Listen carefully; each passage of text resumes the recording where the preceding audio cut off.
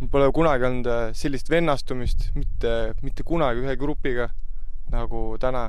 Väga, väga turvaliselt tundsin ennast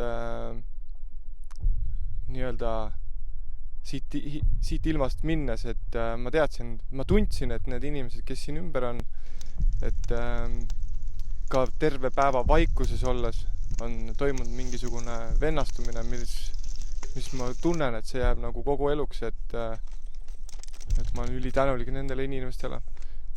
Ma olen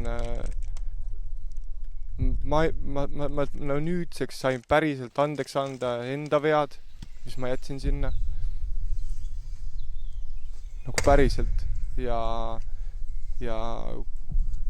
kui ma sealt ärkasin ja neid inimesi nägin enda ümber, neid oma vendasid siin hetkel, siis see oli väga, väga võimas tunne.